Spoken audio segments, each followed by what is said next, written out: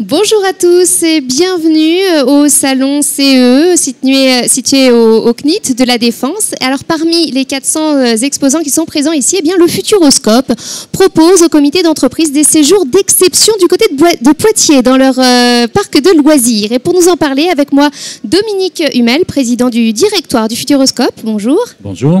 Et accompagné de Pierre Vatrelot, chef des ventes France. Bonjour. Bonjour. Alors déjà on va commencer, est-ce que vous pouvez nous situer un petit peu, comment vous situez le parc Futuroscope par rapport aux autres parcs d'attractions? Alors je vais commencer par dire quelque chose qui relève de l'ordre chronologique. C'est le premier, 1987, ce qui fait que l'année prochaine nous allons fêter nos 25 ans. Disney, on le sait, c'est 1992, Astérix 1989, donc ça a été il y a 25 ans une idée portée par une collectivité publique. Département de la Vienne, René Monory, il faut le citer, et qui voulait créer dans la Vienne, dans le Poitou, un parc dont l'ambition, et on tient toujours ce fil directeur, était de proposer à la fois un lieu où on s'amuse et un lieu où on s'instruit. Alors il y en a d'autres qui font ça, il y en a d'autres qui l'ont fait depuis, mais je pense que c'est vraiment ça la marque de fabrique du Futuroscope depuis 25 ans, sur un thème qui est celui des technologies, qui est celui du futur. Nous proposons par conséquent une expérience pour toute la famille qui apporte cette double dimension de l'amusement, du fun et de la découverte. C'est ça que vous appelez l'expérience globale du visiteur ? C'est ça, c'est un peu plus que ça. C'est l'idée aussi que lorsque le visiteur est là, en famille ou dans un groupe d'amis, chaque moment compte. Du matin jusque tard la soirée, puisque le spectacle du soir fait partie du ticket d'entrée. Et donc, il faut faire en sorte qu'à chaque moment de la journée, tous les visiteurs trouvent ce qu'ils cherchent. Et on sait que le visiteur n'est pas le même à 10 heures qu'en début d'après-midi ou qu'en fin d'après-midi. Ils n'ont pas non plus la même énergie d'ailleurs. Non, et on sait que tout compte, pas simplement ce qu'il va vivre dans les pavillons, mais aussi ce qu'il va vivre entre les pavillons. Nous pensons aussi que ce qui compte, c'est la restauration. On fait un gros effort pour que ce qu'ils mangent au Futuroscope fasse partie de l'expérience Futuroscope. Et puis il faut surtout rappeler que le Futuroscope, c'est très axé sur les multimédias, sur les nouvelles technologies, etc. Oui, évidemment, le Futuroscope s'inspire et se nourrit des technologies. Mais les technologies, ce n'est qu'un moyen au service d'un plaisir. Et effectivement, ensuite, on va retrouver ça sous des formes diverses qui vont depuis les projections sur des écrans géants, en passant par... Vous avez des écrans absolument incroyables, j'ai vu ça. Oui, on a des écrans qui font la taille de plusieurs cours de tennis, des écrans qui sont ronds. En 4D même, j'ai vu, c'est ça ? En 4D, des fauteuils qui bougent face à l'écran, des choses qui se passent dans la salle. Des manèges. Il n'y a pas que des écrans, il y a du spectacle vivant dans les allées, mais aussi dans certains pavillons. Il y a des parcours de type théâtre. Donc nous avons aujourd'hui une offre qui s'est vraiment diversifiée par rapport à ce qu'elle était dans les premières années. Elle n'est plus simplement une offre faite de grandes images. Alors quelle stratégie de développement avez-vous adoptée au cours de ces dernières années afin d'assurer le succès de fréquentation que vous connaissez ? Eh bien écoutez, elle repose sur une idée assez simple, c'est que les parcs, le nôtre comme les autres, ont d'abord vécu d'un trafic de découverte très important, qui fait qu'ici, comme ailleurs, on a accueilli très vite des millions de personnes. Et ensuite, il a fallu chercher le deuxième souffle et donc donner envie aux gens de revenir. Et donc, notre stratégie consiste à bouger en permanence parce que pour que les gens aient envie de revenir, il faut que ça change. Et donc, elle tient dans une équation assez simple, 10, 20, 60. Nous investissons 10% du chiffre d'affaires, c'est de l'ordre d'un petit 10 millions d'euros par an. Il faut ce qu'il faut. Ce qui nous permet de proposer 4-5 nouveautés par an. C'est un effort de renouvellement absolument colossal. Beaucoup, oui. Ça représente 20% du contenu. Et tout ça fait qu'aujourd'hui, nous avons 60% de revisiteurs. Donc ma réponse, c'est renouvellement, créativité, diversité, grâce à cet apport de 20% de nouveautés par an. Et d'ailleurs, ce parc, contrairement à d'autres dont on a le nom un petit peu en tête comme ça, les autres venaient de d'autres pays. Enfin, pour certains, vous, c'est une totale création ou est-ce que ça a été inspiré de d'autres parcs? Non, évidemment, les élus, et notamment René Monory, étaient allés du côté d'Epcot, en Floride. Mais c'est vrai que le Futuroscope, par les artistes qu'il mobilise, ces dernières années, nous avons fait travailler des gens comme Kamel Ouali, des gens comme Luc Besson il n'y a pas longtemps, Jean-Jacques Hano, etc. C'est bien la French Touch, avec des technologies qui sont à la fois locales et mondiales. Mais le savoir-faire Futuroscope est un savoir-faire français. C'est français. Alors comment vous expliquez cette croissance malgré le contexte économique qui n'est pas terrible? J'ai presque envie de retourner la question. On peut se demander si le contexte économique, et notamment la situation de crise, n'est pas un facteur favorable pour les activités de loisirs et la nôtre en particulier. Pourquoi?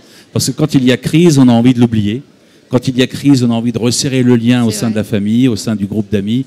Quand il y a crise, on a envie de se ressourcer. Et donc les parcs, et le nôtre en particulier, offrent ces espaces où on peut oublier l'ordinaire, où on peut vivre l'extraordinaire. Et d'une certaine manière, la crise, je crois, n'est pas forcément un facteur défavorable. Et j'ajouterais que dans la crise, les gens partent plus souvent, partent moins loin, et font du court séjour, et ça nous est également favorable. Et alors cette année 2011 est riche en nouveautés pour le Futuroscope. Vous pouvez m'en dire davantage? Alors nous parlons de 2011 qui se termine ou de 2012 qui se prépare? Nous parlons de l'avenir, sûrement. Écoutez, on est fidèle à cette ligne des 20% de renouvellement, donc ça veut dire les 5-6 nouveautés. Donc nous avons pour l'été proposé une version New Look du Petit Prince. Alors tout le monde a entendu parler ou lu le livre. Ben, le Petit Prince, on voulait qu'il parle aussi aux générations d'aujourd'hui. Et donc on l'a mis dans les codes de l'époque, c'est-à-dire du 21e siècle. Donc c'est un spectacle multisensoriel qui est basé sur de la 3D, mais plus que ça, et qui est ouvert à tout le monde et qui exploite la fraîcheur du personnage de Saint-Exupéry. Voilà, donc ça c'est une nouveauté qui vient de démarrer, qui est proposée pour Noël. Je l'ai dit tout à l'heure, nous sommes rentrés dans le spectacle vivant, et en particulier avec un magicien qui, à la manière de Las Vegas, va nous proposer à partir de Noël un show qu'il est en train de fabriquer avec Arthur Junio, le fils qui est de Gérard. très bon magicien d'ailleurs également. Voilà, et qui est très intéressé par la magie. Et donc à eux deux, Arthur Junio et Bertrand Lotz, ils sont en train de préparer ce spectacle qui va être proposé à partir de Noël. Et puis il y aura plein d'autres choses encore. Tout ça, c'est sur notre site futuroscope.com. Et alors vous apprêtez, comme vous l'avez dit tout à l'heure, à célébrer votre 25e anniversaire. Donc ça c'est pour 2012, vous venez de me parler. 2011 des nouveautés. 2012, alors vous pouvez nous donner des petites pistes? Alors d'abord 2012 chez nous commence à Noël. Voilà, donc très exactement le 17 décembre. D'accord, c'était ça la surprise. Voilà, et donc ces deux spectacles que je viens d'évoquer seront disponibles dès les vacances de Noël. Aussi toute une série d'animations tout au long de l'année prochaine avec le Peuple du Futur. Je crois d'ailleurs qu'ils ne sont pas si loin, je les sens. Je les sens derrière vous. C'est un petit échantillon. Ce sont des énergumènes assez Voilà, ce sont les messagers du futur. En fait, ils viennent de 2112, ils sont bien conservés, et ils font un voyage dans le temps en 2012 pour nous raconter un petit peu ce que l'avenir nous réserve, parce que l'avenir, c'est pas forcément la catastrophe. Et voilà, et plein de spectacles vont être proposés dans les allées du parc, autour de cette idée du peuple du futur. Et puis il y aura d'autres choses. Un des grands classiques du Futuroscope, c'est la Vienne dynamique. Nous allons lui donner une nouvelle jeunesse pour les 25 prochaines années. On revient aussi vers des attractions à caractère pédagogique avec un jardin des énergies qui va être proposé l'année prochaine. Nous organisons un festival des grands films IMAX, puisque IMAX, ces images maximales, ça a été et c'est toujours une de nos composantes. Donc vous voyez que c'est un programme assez riche, avec plein de rendez-vous aussi plus événementiels, notamment en avril, en juin et à la rentrée. Effectivement, ça bouillonne d'idées là-dedans. Oui, il faut, dans ce métier, si on ne bouge pas, on meurt très très vite. Alors, Pierre Vattrelot, vous êtes donc chef de vente France. Pourquoi vous avez décidé de participer au Salon CE? Alors, c'est un rendez-vous. On organise chaque année une vingtaine de salons pour les comités d'entreprise.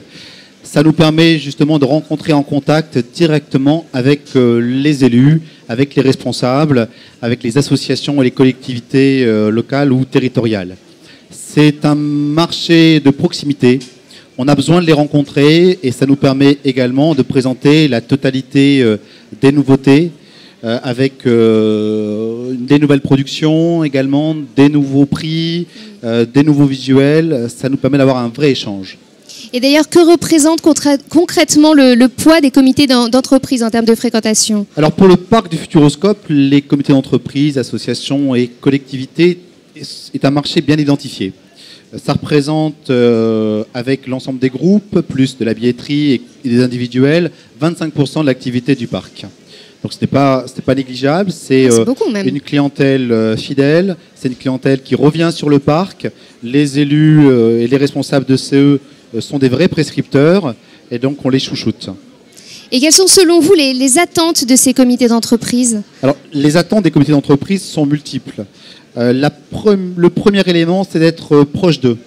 C'est de répondre à leurs attentes, c'est-à-dire avoir un produit et avoir un parc où ils se sentent bien. Aujourd'hui, on propose un accueil spécifique pour les comités d'entreprise. On a des restaurations, on a des formules de restauration qui sont précisément faites pour les comités d'entreprise. On a également un système d'accueil ou d'hôtesse qui leur sont dédiés.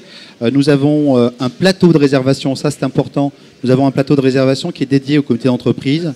Donc ils se sentent reconnus à travers leur activité. Et c'est important d'avoir justement ce lien, ce fil conducteur entre le parc du Futuroscope et les élus. On voit qu'ils sont très encadrés. Alors je vais me retourner vers vous encore, Dominique, vous qui êtes président des présidents, forcément. À l'aube de vos 25 ans, comment vous envisagez l'avenir de Futuroscope ? Plus loin que le 2012. Hein. Oui, je voudrais compléter ce que vient de dire Pierre. Allez-y. C'est que dans ces 25 ans d'histoire du Futuroscope, nous avons accueilli 40 millions de visiteurs. C'est donc colossal. Et d'emblée, les comités d'entreprise ont répondu très fortement à l'appel de René Bonory. Je crois que le fait que le parc ait une dimension publique de par son initiative, il a été créé par une collectivité, sa volonté d'amener la dimension pédagogique dans la dimension ludique, son souci d'être à l'écoute des familles, tout le travail que nous avons porté aussi sur l'accueil fait que je crois qu'on a trouvé une bonne résonance auprès de cette catégorie de clientèle, même si le mot n'est peut-être pas le plus ajusté. Et moi, j'espère que les CE entendront ce message, parce qu'on en a plutôt moins qu'on en a eu, comme d'autres. Or, c'est vraiment une cible qui rentre en plein dans notre projet d'entreprise. Après les 25 prochaines années du Futuroscope, d'abord, j'espère que je serai là jusqu'au bout. Hein, ça voudrait dire que j'ai une belle espérance de vie. Pierre est plus jeune, ça sera plus facile. C'est évidemment difficile d'aller aussi loin.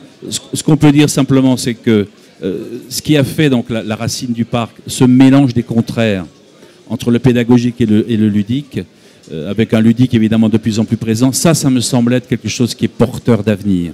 Le Futuroscope, c'est une belle histoire, mais qui a encore de belles histoires à raconter autour de ça, parce que plus ça va, plus le loisir doit être utile d'une certaine manière et pas simplement futile.